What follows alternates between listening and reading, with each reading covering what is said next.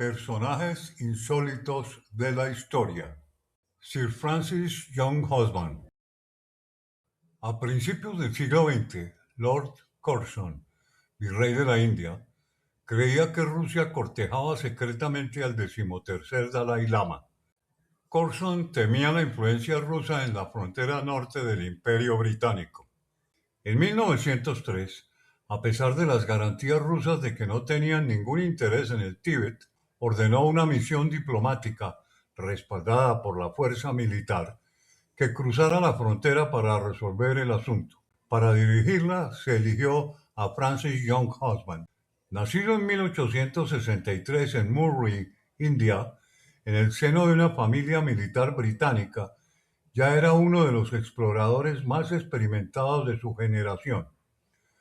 Había cruzado el desierto de Gobi, abierto una ruta a través del paso de Mostak, en el Karakorum, y se había convertido en el miembro más joven jamás elegido para la Real Sociedad Geográfica con tan solo 24 años.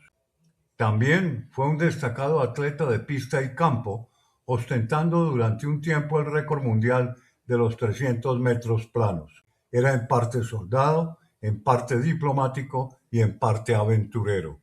Entre 1889 y 1895 participó en varias expediciones a las montañas del noroeste de la India. En el verano de 1891, durante una de estas expediciones, fue capturado por una patrulla cosaca y obligado a regresar a la India. El incidente desencadenó una grave crisis diplomática entre Gran Bretaña y Rusia. Para Young Husband, esta experiencia lo llevó a tomar muy en serio la amenaza rusa en esta frontera del imperio.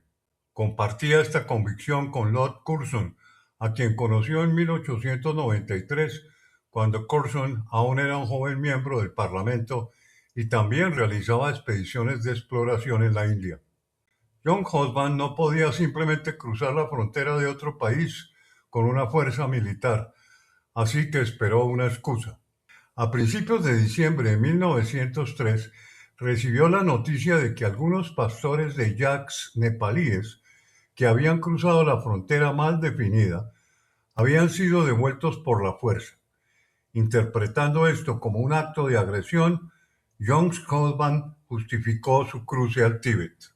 La fuerza que partió de Nathong en Sikkim el 11 de diciembre de 1903 contaba con unos 3.000 soldados, en su mayoría gurkhas, sikhs y pastunes, además de otros 7.000 porteadores, peones y seguidores del campamento, y miles de animales de carga.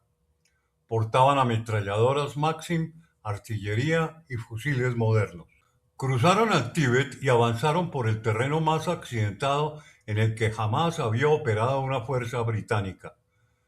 Durante meses, Young Husband esperó en Tuna, a 80 kilómetros dentro del Tíbet, con la esperanza de que funcionarios tibetanos o chinos acudieran a negociar. Nadie apareció. A principios de 1904 recibió órdenes de avanzar hacia Lhasa. No encontraron resistencia hasta el 31 de marzo en un paso cerca de una aldea llamada Guru.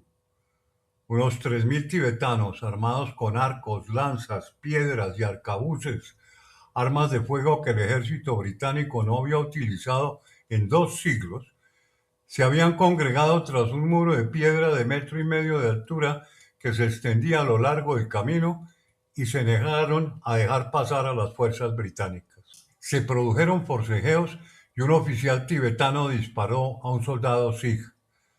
Las tropas británicas que ahora flanqueaban a los tibetanos por ambos lados con ametralladoras Maxim recibieron la orden de abrir fuego. El resultado era predecible. Por un total de 12 heridos, los británicos mataron entre 600 y 700 tibetanos, y el teniente Arthur Haddon, que comandaba un destacamento de ametralladoras Maxim, declaró posteriormente: «Me harté tanto de la matanza que cesé el fuego». La expedición prosiguió su avance. 9 días después, en el desfiladero de Red Idol, los tibetanos lo intentaron de nuevo. Más de 200 murieron bajo el fuego de la artillería y los ataques de flanqueo de los gurkas. En el paso de Karo La, los gurkas combatieron contra una decidida fuerza tibetana a más de 4.800 metros de altitud. Se produjo una pausa. Los asesinatos cerca de Guru no habían sido bien recibidos en Londres y John Husband se mostraba reacio a trasladarse a la capital, Lhasa, sin una justificación clara. La obtuvo a principios de mayo cuando estaba destinado en un puesto de guarnición en Changlo, separado de la fuerza principal. Algunos tibetanos atacaron, la arremetida fue repelida y John Husband tuvo su excusa. El principal obstáculo en el camino era el fuerte o Song de Yangtze, precedido por dos monasterios fortificados en Naini y Sechen. Naini fue tomada el 26 de junio y el 28 atacaron Sechen. Sechen constaba de un monasterio y una fortaleza que dominaban una aldea.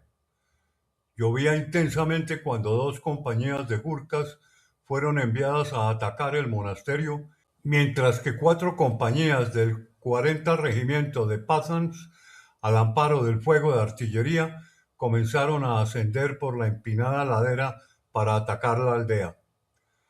A pesar de la pronunciada pendiente y la intensa lluvia, el regimiento Pathan llegó al pueblo, que luego tuvo que ser despegado calle por calle. El monasterio, situado en la parte superior, albergaba una guarnición de 1.200 monjes que ofrecieron resistencia con disparos y una fuerte descarga de piedras y rocas, aunque sus arcabuces resultaron prácticamente ineficaces debido a la lluvia que dificultaba encender la pólvora y también a la pronunciada inclinación del terreno hacia abajo, ya que sin suficiente taco las balas simplemente salían rodando de los cañones. El 3 de agosto de 1904 la expedición entró en Lhasa. Ningún ejército occidental había llegado jamás a la ciudad. No hallaron rastro alguno de influencia rusa, ni agentes, ni arsenal, ni conspiración.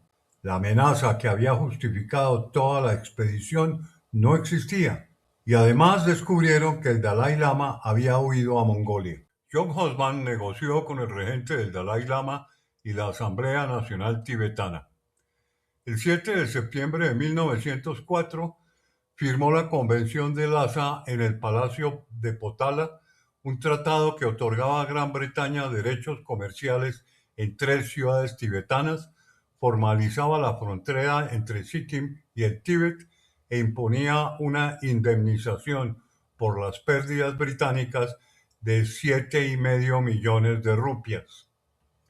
No importó que el Tíbet tuviera poco que comerciar, que China aún reclamara soberanía, que el país no tuviera los recursos financieros para pagar la indemnización, ni que el Dalai Lama no hubiera autorizado el acuerdo. John Husband había llegado a Lhasa y Corson ahora podía estar seguro que los ejércitos rusos no cruzarían el Himalaya. John Husband fue nombrado caballero, pero también fue acusado de extralimitarse en sus funciones. Su carrera militar había llegado a su fin. El gobierno británico se distanció discretamente casi de inmediato. El virrey interino redujo la indemnización en 2/3 y suavizó las condiciones. Nunca volvió a luchar. Fue residente británico en Cachemira, presidente de la Real Sociedad Geográfica, presidió el Comité del Monte Everest que envió a Mallory a la montaña en donde encontró la muerte.